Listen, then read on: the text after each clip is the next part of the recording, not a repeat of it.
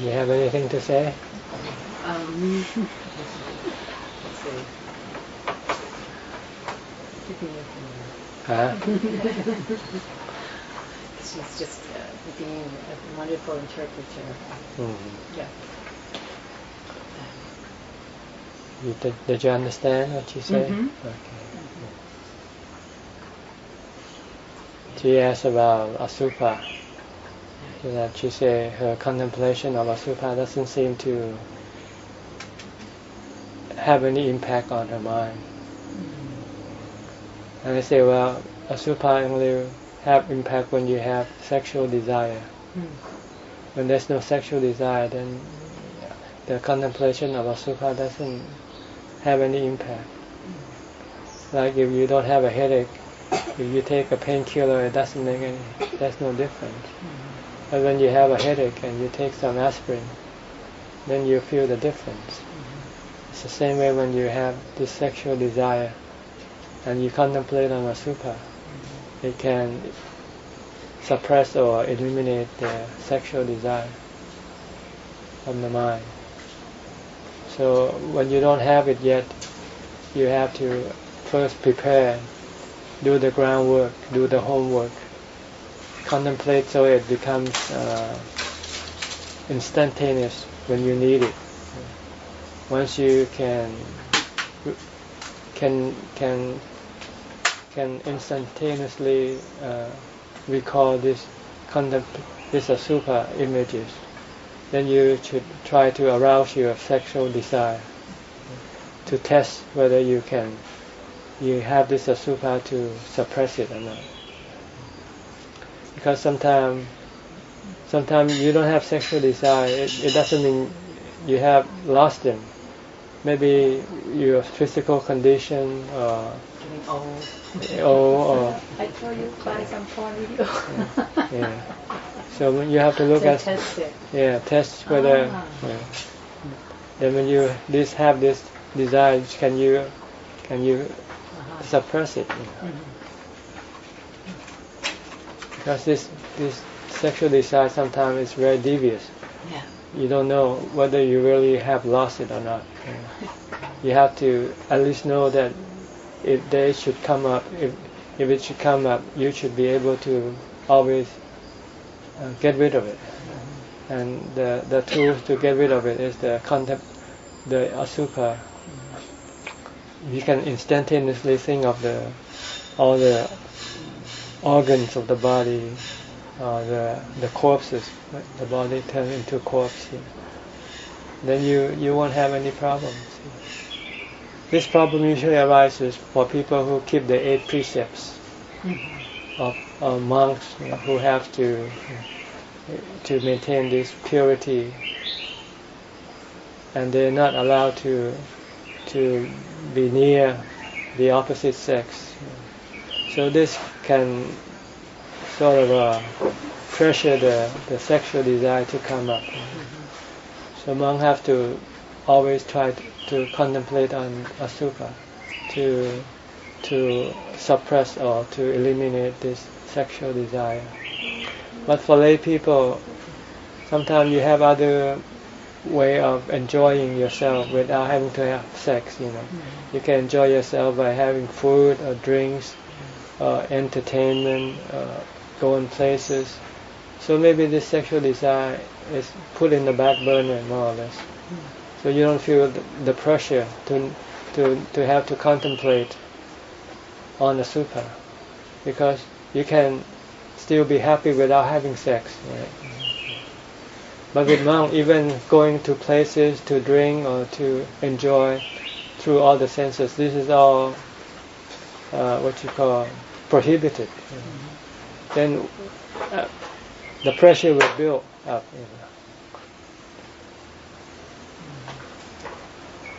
So when a monk sees see a woman, maybe it will suddenly just arise. And if he doesn't have any Asupa contemplation, he'll just keep thinking about that woman, that image that aroused, and then eventually he find that he can no longer remain in rope. Have you heard of Ajahn Charles, one of Ajahn Charles' monks who ordained for about 40 years? And recently? Yeah, he's a Japanese monk. Mm-hmm. Okay. He came into close contact with a woman, and he doesn't have this protection, I guess. So instead of trying to get rid of her, he kept on continuing on more contact, more relationship, and he eventually just find it impossible for him to remain as a monk. So he has to disrobe, and after he disrobed, they got married or they lived together. That's because he doesn't see the asubha in that body. Every time he sees that body, he sees the attractiveness of that body, not the repulsiveness of that body. What about using the asubha practice for just preparing for letting go of the body, for death? That is more or less the what you call death contemplation, the end of the body. That's different. That's different. But you can use a similar object like corpses. This is where the body will eventually become when it dies. So you have to tell your mind that eventually you're gonna have to lose this body, and this body will then become corpses. If you leave it in the cemetery, it will slowly deteriorate, disintegrate, return to the four elements. The water will separate, the air and the fire will separate, and all that is left is just the earth element. Like you leave the body long enough, it becomes dry, and then eventually broken into pieces and become dust. That is the path of the body, the future of the body. So we have to remind us that we don't live this body don't live forever, and we have to be willing to let it go when it happens. Because if we don't want to let it go, then we will hurt ourselves mentally. The things that hurt the mind is the desire of the mind to cling to things like the body. But everything that the mind clings to, it will eventually have to be gone, or the mind will have to be apart from those things that it clings to. So if you don't want to hurt your mind yourself, then you must let go of everything. In order to let go, you have to constantly contemplate on anicca, which means impermanent. Everything is temporary. Everything will eventually be gone from you, or you will be gone from them. See? If you contemplate and remind yourself when things happen, you can accept the truth. But if you don't think when it happens, you're not prepared, you're not ready, because you still cling to it, you still want that thing. See? And if you want it so bad, it will hurt you. See? So the reason for us to contemplate on impermanence or death is just to maybe gradually or instantly maybe to teach the mind to let go, not to cling to anything, because clinging will hurt the mind when things has to leave you or you have to leave them. This is contemplation of anicca on the body or on things that you attach to, like maybe your possession. Besides your body, you still cling to some other thing because you find happiness from having them. Oh, I think I will. Huh? You will what? Or I think I would if I had it. Yeah. Yeah. The reason why we have things because we feel that these things make us happy. See, and once they make you happy, you don't want to lose them. When you lose them, you feel unhappy. You feel sad. Some people, if they lose something that they love a lot, they might not be able to go on living. They're contemplating on killing themselves. That's because they feel there's nothing left for them to exist. There's no happiness, when you lose everything. Especially when you lose the body's ability to do things to make you happy. People, when they get old, get sick, sometimes they contemplating on killing themselves. But killing the body doesn't solve the problem. See? The problem is your desire for things. The desire to use the body as a means of acquiring things to make you happy. The way to solve this problem is to stop relying or using the body as the instrument or the tool to make you happy. And in order to be happy without relying on the body, you have to make your mind calm and peaceful. You have to practice meditation. If you have samadhi or calm, then the mind becomes happy in itself. Then you don't need to have the body or anything else, anything to make you happy. Because you can be happy without having to have anything. But you need to have a calm mind. The mind that stops grasping for things, stop desiring for things. When the mind becomes calm, all this desiring and grasping and wishes, wanting will disappear. Then you don't feel you need anything. That's why we have to meditate, and in order to meditate, we have to temporarily give up all the things that we used to rely on to make us happy, like going to movies, going to parties. That's easy. Yeah. That's not difficult. What is Those difficult? aren't the things that are difficult. It's the ideas about what I think. I still go out. It's as the Dhamma is becoming, more of the way I think. I'm becoming more skillful at that, going to that. It's easier, but like even at the monastery where I stay, it's wanting to be a part of that.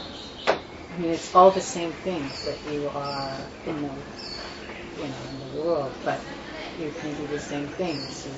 You want the teacher's attention. You want. It's just still desiring. It's the same, but it's that different kind object, of desire, different object of desire, but it's still desire. Still the desire. Because the Buddha said there are three kinds of desire. Mm-hmm. Desire for the sensual gratification. I mean, you might not have any problem with this, but there's desire to become or to be accepted, to be something, somebody. Or the third one is not to be, mistreated, not to be, forgotten or something. Or not to get old, not to get sick, or not to die. These are the third type of desire, the negative desire. To be and not to be. The desire to be and the desire not to be. And the desire for the sense pleasure, sensual pleasure, to see, to hear things, to make you happy by doing these things. So different people might have different issues with this desire. For some, like you say, for you no problem as far as going out to parties or that kind of thing. For you, maybe your age, you've been through that already. There's just certain things. Maybe it's more intellectual thing that you desire for. But you still desire. Yeah. And then there's the other part of again, I know in my meditation there's this desire to get there, and not to be just there. Just to be here. Yeah, just to be with this process, and it's that's like it's becoming too, I guess. So that's what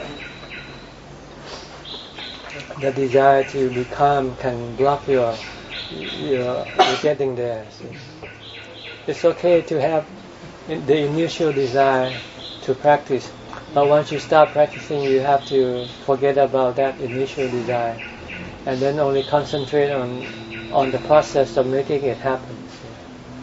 But you keep desiring because you feel you're not getting there. That's because you're not doing the process. You forget the process.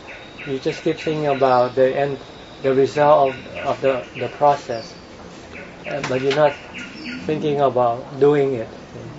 You just want to get it, and it's not like object in which you want it, you can just go to the store and buy it. But that is still a process. You still have to go to the store and buy. So if you want to have peace and calm, you just have to be alone and concentrating on one object. Don't think about other things. Just focus on one object. Keep the mind focused. Then you can use this ability to focus to sit in meditation and to get the mind enter into calm. This is something you have to do all day long. So from the time you get up to the time you go to sleep, you have to continually restrain your mind from going everywhere. Just bring it back to one point, one place. You can use a mantra, you can use your body, something to focus your mind or concentrate your mind. If you can do this when you sit, you can bring the mind to enter into samadhi, into calm.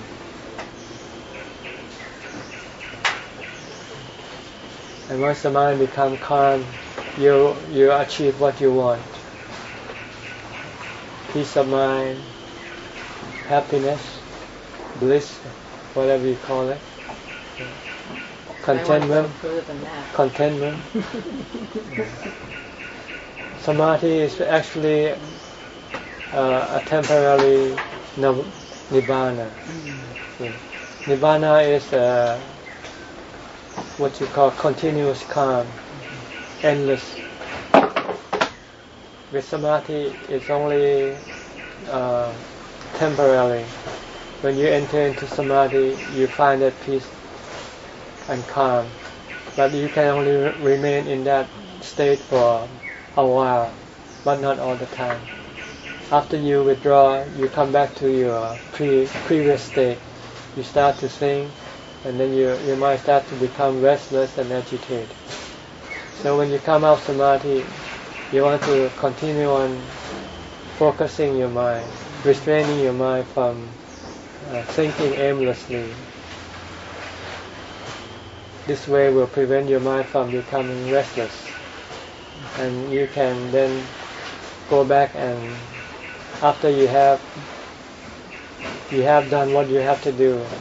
Sometimes when you're in samadhi, you have to come out because you have things to do.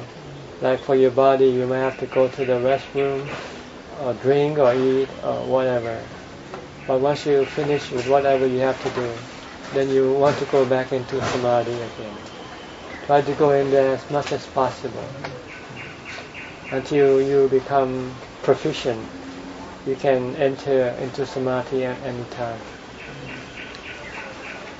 But that is only the first part. The second part is how to maintain your peace of mind after you come out of samadhi permanently.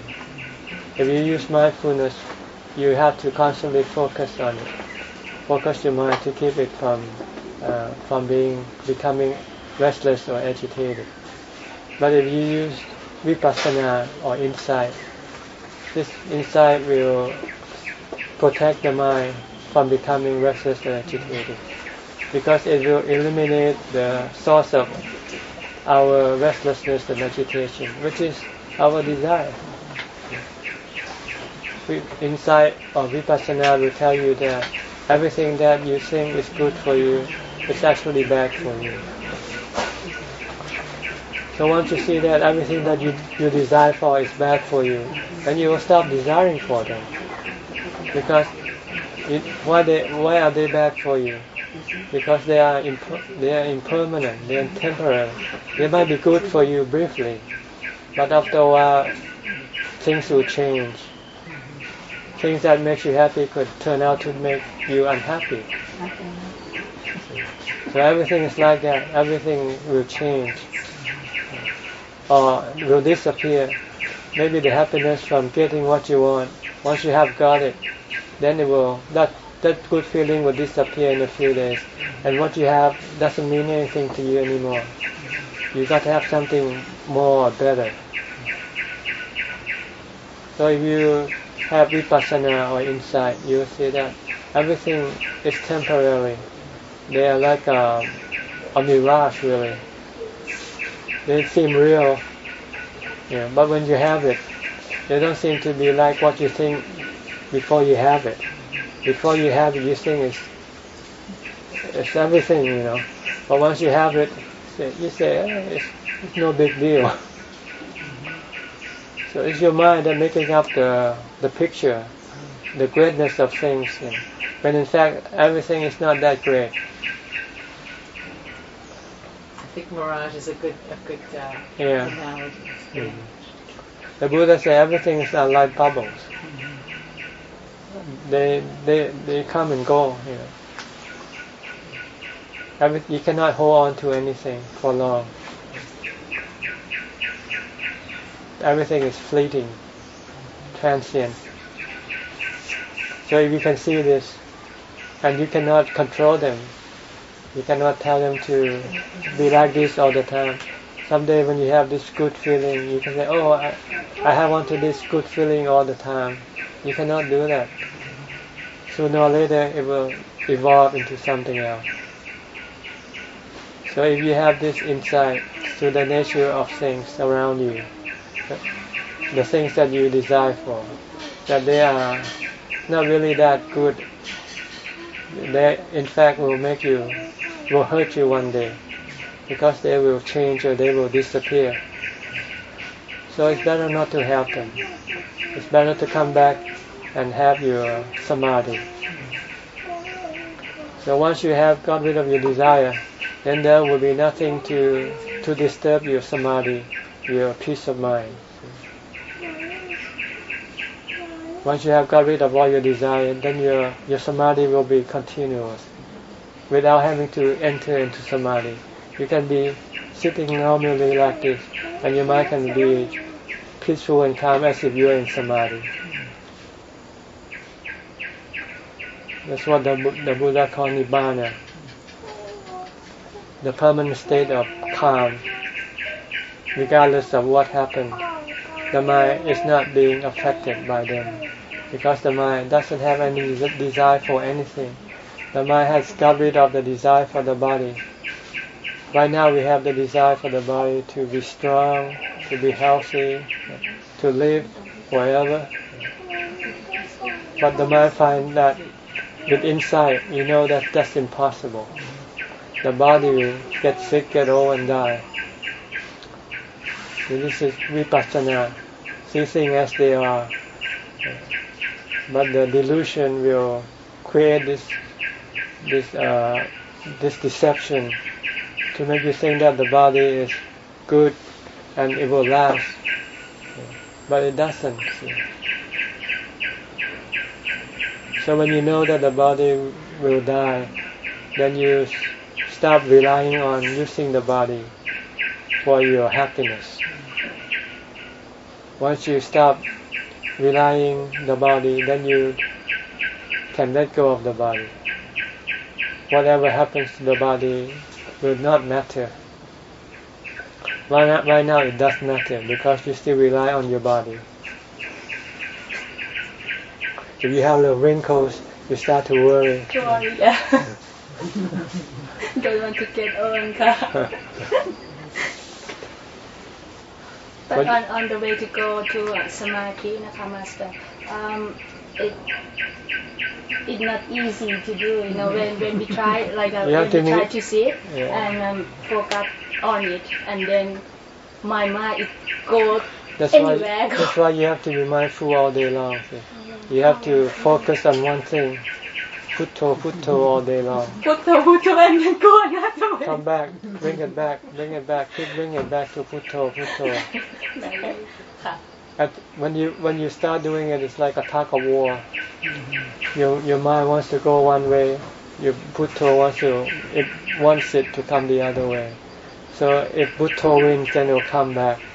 If Putto loses, then it will go all around the world. So if my mind has, instead of, I know I'm less concentrated than I was. My mind is worse now. The thoughts are... Because you're not controlling it. Because I let it go. You let it go. You have to restrain it. And I just don't want, maybe because of other things that I don't want to see, or... I told you about the monastery. It's your desire, see? Yeah, it's your desire. Desire to be free, to think, to be able to think anything, do anything you want to do. But this desire, this freedom actually hurt you more than helps you. See, that's the delusion in the world today. People feel that they have to do what they want to do. That's freedom, and then they will be happy. But they don't know that the happiness that they get is only briefly. Mm-hmm. Once they have it, they don't mean anything anymore. You have to have something more all the time. Or you do it and then they disappear right away. You go to a party, you have fun. The next day it disappears. So the next day you have to go to another party. So you have to keep chasing all these things all the time, because they are temporary happiness. And eventually you'll run out of steam, run out of money, or run out of ability to chase this kind of happiness. Yeah, and you want to kill yourself. Because you're not happy, you cannot do what you want to do anymore. But if you can make your mind peaceful and calm, then you don't have to do anything, and you can be happy, much happier than doing everything that you used to do. So try to restrain your mind. Forget about freedom. That's the delusional idea, really. The real thing is, the real freedom is to restrain your mind. Because when you can restrain your mind, you'll find another kind of freedom. Freedom from desire. The freedom to do what your desire wants you to do is bad for you, let's put it that way. Mm-hmm. There are two kinds of freedom. Freedom to do what you want to do, and freedom to stop you from doing anything. Yeah. That is better. To have the freedom to not to do anything, not to be pressured by your desire. Then you can just sit here comfortably and not have to do anything. You can be happy. You don't need anything. Not stick for something, not stick with something. Huh? Not stick it. Not worry about something. Because you have nothing to worry. Because you have nothing. You have nothing to lose. When you have nothing, you have nothing to lose. When you have something, you have something to lose. Because everything is impermanent. Everything is temporary. Okay, I have to switch back to the Thai mode.